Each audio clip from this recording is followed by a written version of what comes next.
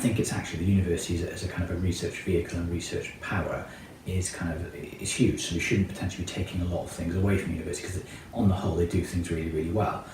But I do think that the landscape is changing within university research as well, because they are being almost channeled into working more with businesses within the local, whether it's the local community. No, in engaging with universities, I don't think we've ever had any advice or support. It's always been all off our own back. I chose to base our business in Wales because there's so much support for startups, so much support for driving innovation, and there's a fantastic amount of historically European funded projects that support innovation within Wales. Partnerships with universities started off quite organically. We've got two kind of approaches. We've got working with the University of South Wales, so we're working with Senedd to help with our innovation of our technology. So we're exploring voice and augmented reality with those. That came up through just finding out research on the internet about that. And then we've been working with the interns, but that happened organically from I work out of the exchange in USW Treforest. So just having access to chatting to people there, and they're saying, you can get interns to help you with this. It seems to me, actually, and this is just intuitive perhaps, that universities are actually now being more expansive in their thinking, because there's been huge changes in the kind of cultural dimension in universities over the years. And it seems to me that they're actually more willing to engage with business where the opportunities arise. Because most of the work we do is for national government in terms of UK government and the defence industry. And they largely have in some of their frameworks a stipulation you have to have an academic partner on board. So a lot of our initial university collaborations were based around that. We had to go and find it, there was a requirement to do so. I think when projects have closed down, I think it's important to get the things like intellectual property sorted out, because really from both of our perspectives it should be joint intellectual property, because we both worked on it, and certainly research companies such as mine, what we deliver is background intellectual property on projects that we've done before.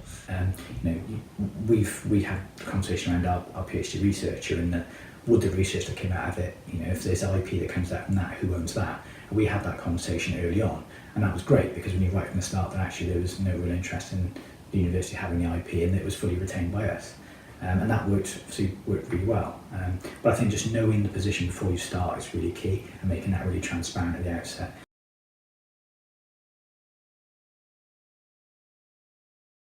Probably many small businesses don't know about those opportunities to work with the universities on research and innovation. I think we in particular are quite lucky because we're well connected into the university arena, and we know quite a lot of people within that sector. But I think more work could be done to showcase and enable other small businesses to get involved in research and innovation. I think from us as a company who've just moved to Wales we've been here less than 12 months. We did a lot of research into the area and that type of thing, but actually there was very little information out there that we could find on what the Welsh Government offers and what its strategy was in terms of R&D.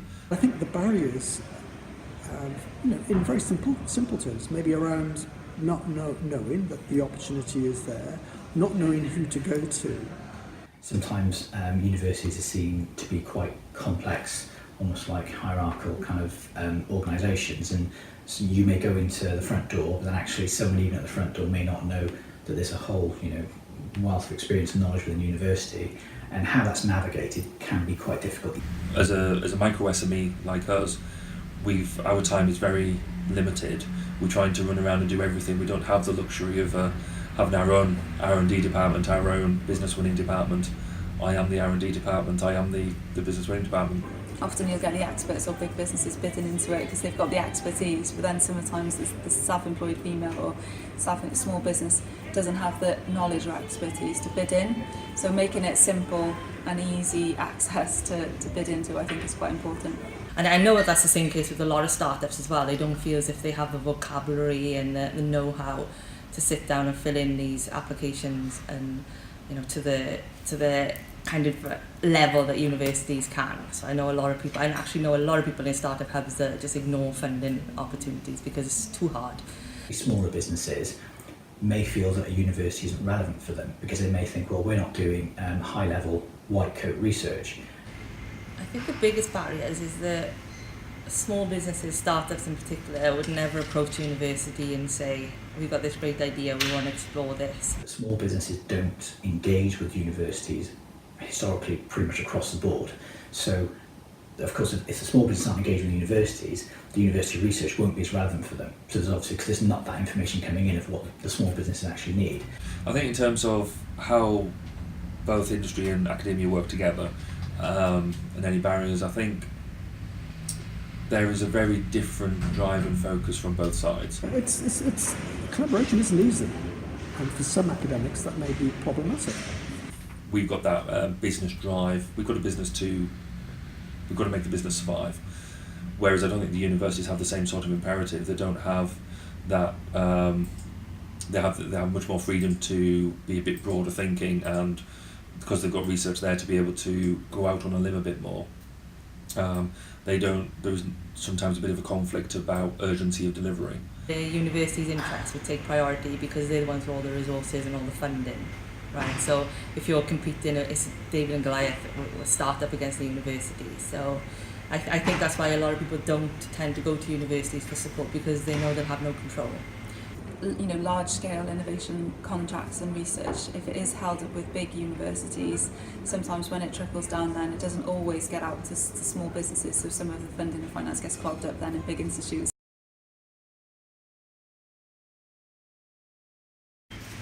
What's available and what the university can offer needs to be made a lot more clear, and if there is scope for collaboration, that needs to be celebrated and needs to be made widely accessible.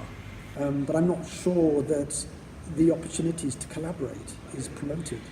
Are there engagement offices or engagement people within those academic institutions looking to find opportunities to match research in different departments with businesses out there? That front door where someone can go to and say, I would like to work with the university to recruit some computer science graduates, to do some academic research on this, to do some short-term consultancy project on such and such, to actually engage with students because actually I want to give something back to university. Who do I go to? And actually that front door it's really hard to actually manage, because it's really hard for one team or one organiser or even one contact to know exactly what goes on within each of the academic areas. I'd be saying that there has to be a digital tool that connects the university but also to those businesses that need support. But if we could create an equal partnership that respects both sides of what they deliver, us in terms of industrial research and academic, and then universities and academic research, and almost give it some sort of equal weighting, then that would create a much more equal partnership. There's startups like myself who are in the valleys who are trying so hard to access pots of support and access, because I'm not techie at all, and they've got these students down in Newport who are just sitting around trying to think of a business to come up with. They should be paid up as a given. That should be part, and especially on the AGP. If government is saying to us that your ideas are really relevant, and we've got people in Newport sitting there trying to come up with a business idea, you've got us in the valleys who are crying out for innovators, for young people, for people to come and work on our projects with us. It just seems that there's a real disconnect. So if we could have somebody that maybe above that, allocating and bringing all of those together, I think that'd work really well. The resources are there, right? It's just about bringing them together. I think the way that the money is divvied out and overseen by universities, in my opinion, is wrong. I think it should be overseen by either a board or something like that has academic representation and industrial representation. So then they can make decisions about how the money is divvied up and where it goes. I do think rather than it having to go through the academic filter first, then it would be much more valuable, because there might be decisions made and stuff that we just don't see coming out to industry that actually we could have a really good input into. I guess for us as an R&D company, or us as a research company, we'd love to be able to apply for that directly, because it's what we do, it's 100% of our remit. If other companies were able to go into there, maybe they develop a product and they see an aspect that they could apply for the research funding, but then would they redirect, like say, take us on as a subcontractor to deliver that for them.